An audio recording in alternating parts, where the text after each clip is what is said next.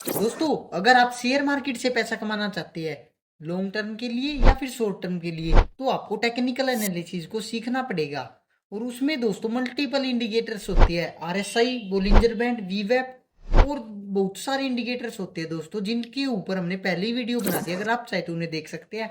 और आज इस वीडियो में हम इचिमोको क्लाउड ट्रेडिंग सिस्टम को समझेंगे। इचिमोको क्लाउड ट्रेडिंग सिस्टम, यहाँ पे दोस्तों मैं ट्रेडिंग सिस्टम वर्ड का यूज कर रहा हूँ, क्योंकि वैसे तो ये इचिमोको क्लाउड एक इंडिकेटर है, लेकिन दोस्तों इसे मैं ट्रेडिंग सिस्टम क्यों कह रहा हूँ। जो हमारे और इंडिकेटर्स है आरएसआई वगैरह, उनमें दोस्तों आपको केवल ये इंडिकेशन मिलती है कि प्राइस ऊपर जा सकता है, नीचे जा सकता है। लेकिन दोस्तों जो हमारा ये इंडिकेटर है इचिमोको क्लाउड, ये हमें ट्रिपल कंफर्मेशन देता है। मतलब कि ट्रिपल इंडिकेशंस देता है कि प्राइस किस डायरेक्शन में जा सकता है। दोस्तों वैसे आप अंदाजा लगा सकते हैं कि ये इंडिकेटर हमें ट्रिपल कंफर्मेशन देता है, इंडिकेशंस। और जो इंडिकेटर होते हैं दोस्तों वो हमें केवल सिंगल इंडिकेशन देते हैं। तो आप इसकी एक्यूरेसी का तो अंदाजा लगा सकते हैं कि जो और इंडिकेटर्स है उनसे ज्यादा ही होगी। दोस्तों जो ये इंडिकेटर है इचिमोको क्लाउड, ये नाम सुन के आपको लग रहा होगा कि बड़ा कि कॉम्प्लिकेटेड इंडिकेटर होगा। जब आप इसे देखेंगे तब भी आपको ऐसा ही फील होगा। लेकिन दोस्तों मैं आपको इतनी सिंपल लैंग्वेज में समझाऊंगा कि आपको फर्स्ट टाइम में इसे समझ आ जाएगा।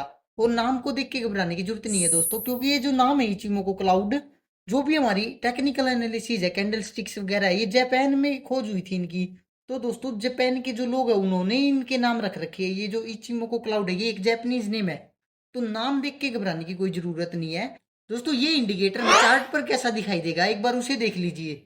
ये इंडिकेटर ऐसा दिखाई देगा। अब आपको देख के लग रहा है कि यार ये तो बड़ा ही कॉम्प्लिकेटेड इंडिकेटर है, लेकिन घबराने वाली कोई बात नहीं है। मैं आपको आने वाली कुछ ही मिनटों में इतनी सिंपल लैंग्वेज में समझा दूंगा, आपको कोई घबराने वाली बात नहीं। दोस्तों आपको घबराने की कोई जरूरत नहीं है।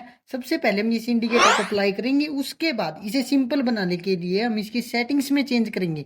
सबसे पहले हम इसकी सेटिंग्स पे क्लिक करेंगे और यहाँ पे दोस्तों जो इनपुट्स है उनको हमें चेंज नहीं करना, वो जो डिफ़ॉल्ट सेटिंग में उसे उतना ही रहने देना है। और जो इसके स्टाइल है दोस्तों आप उसमें चेंज कर सकते हैं। उसमें भी आप क्या चेंज कर सकते हैं, जो हमारी कन्वर्जन लाइन है, ये जो आपको ब्लू कलर की लाइन दिखाई दे रही है, ये हमारी कन्वर्जन लाइन है। इसका कलर मैंने ब्लू सेलेक्ट कर रखा है। और जो ये बेस लाइन है दोस्तों, ये आपको ऑरेंज कलर की दिखाई दे रही है। ये वाली हमारी बेस लाइन है और इसका कलर मैंने ऑरेंज सिलेक्ट कर रखा है। आप अपने अकॉर्डिंग इन लाइन्स का कलर चेंज कर सकते हैं। और दोस्तों जो हमारी लीडिंग स्पैम है, ये जो आपको ऊपर ग्रीन कलर की लाइन दिखाई दे रही है दोस्तों, ये हमारी लीडिंग स्पैम लाइन है। इसका कलर मैंने ग्रीन सिलेक्ट कर रखा है। दोस्तों यहाँ पे आपको ये क्लाउड दिखाई दे रहा है, इसकी जो ऊपर वाली लाइन है जो आपको ग्रीन कलर की दिखाई दे रही है, इसका कलर मैंने ग्रीन सिलेक्ट कर रखा है। ये हमारी लीडिंग स्पैम ए लाइन है। और जो हमारे ये नीचे रेड कलर की लाइन दिखाई दे रही है दोस्तों, ये हमारी लीडिंग स्पैम बी लाइन है। आप जैसे चाहिए उनका कलर सिलेक्ट कर सकते हैं, और आप चाहे तो मेरी तरह ये जो कलर्स मैंने सिलेक्ट कर रखे वो भी कर सकते हैं। अब इसमें दोस्तों आपको समझने वाली क्या बात है, जरा ध्यान से देखना। दोस्तों सबसे पहले आपको ये ध्यान में रखना, जो हमारी लीडिंग स्पैम की लाइन है, जो ये लीडिंग स्पैम की ग्रीन कलर की लाइन है, ये जो लाइन है दोस्तों, ये हमारी जो कैंडल स्टिक्स बनी हुई है चार्ट पे, उसमें जो लास्ट 26 कैंडल्स है उन पे नहीं बनी होती, यानी 26 कैंडल से पीछे चलती है। तो आपको दिखाई दे रहा है कि ये लाइन हमारी यहाँ पे खत्म हो रही है। उसके बाद दोस्तों आपको ये देखना है, जो हमारा क्लाउड बनता है, जितनी कैंडल्स हमारी चार्ट पे बनी हुई है उससे 26 कैंडल आगे चलता है। आपको यहाँ पे दिखाई दे रहा है कि कैंडल्स तो यहाँ तक ही बनी हुई है, लेकिन जो हमारा ये क्लाउड बना हुआ है ये आगे तक है। ठीक है दोस्तों।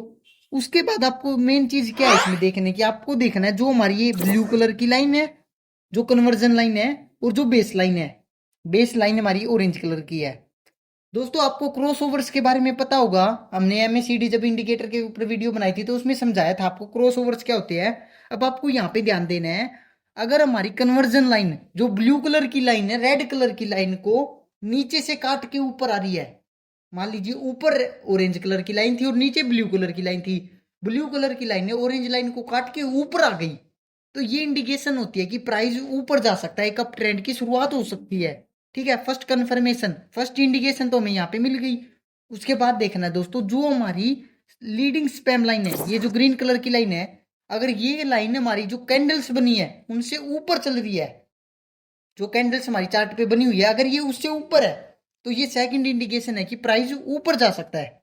अगर दोस्तों ये क्लाउड हमारा जो कैंडल्स बनी है उनसे नीचे बन रहा है या फिर उनके टच में बन रहा है, ऊपर नहीं होना चाहिए, नीचे हो या उसके टच में हो, अगर ऐसा बन रहा है दोस्तों तो ये भी हमें इंडिकेशन देता है कि प्राइस ऊपर जा सकता है। दोस्तों इस पॉइंट पे देखना, यहाँ पे हमारी जो ब्लू कलर की लाइन है उसने रेड कलर की लाइन, सॉरी दोस्तों ऑरेंज कलर की लाइन को क्रॉस ओवर करके ऊपर आई। आपको यहाँ से इंडिकेशन मिल रही थी कि प्राइस ऊपर जा सकता है, कि अब ट्रेंड की शुरुआत हो सकती है। उसी समय पर दोस्तों आपने देखा जो हमारा क्लाउड है, जिस टाइम पे यहाँ पे क्रॉस ओवर हुआ तो हमारा क्लाउड यहाँ पे बन रहा था दोस्तों, क्योंकि जो हमारा क्लाउड है दोस्तों ये हमारे 26 कैंडल आगे चलता है। तो ये क्लाउड आप तब बन रहा होगा जब आपने यहाँ पे क्रॉस ओवर देखा, और उस समय आपने देखा कि प्राइस, ये जो क्लाउड है दोस्तों ग्रीन कलर का बन रहा था। क्लाउड का ग्रीन कलर का होना भी ये दोस्तों इंडिकेशन होती है कि प्राइस ऊपर जा सकता है। अगर ये क्लाउड रेड कलर का होता है तो ये इंडिकेशन होती है कि प्राइस नीचे आ सकता है। तो आपने देखा दोस्तों जो ये हमारा क्लाउड है, ये हमारे जो प्राइस था उसके टच में बन रहा था और ग्रीन कलर का था। तो यहाँ से आपको इंडिकेशन मिल रही थी कि प्राइस ऊपर जा सकता है। और दोस्तों जो हमारी ये ग्रीन कलर की लाइन है, जो हमारी लीडिंग स्पैम की लाइन है ग्रीन कलर की, ये हमारी जो कैंडल्स है उनसे ऊपर बन रही थी। तो यहाँ पे भी आपको इंडिकेशन मिल रही थी कि प्राइस ऊपर जा सकता है। और अगर दोस्तों उस पॉइंट पे आपने एंट्री ली होती तो आप यहाँ तक, यहाँ पे दोस्तों आपका स्टॉप लॉस क्या होगा।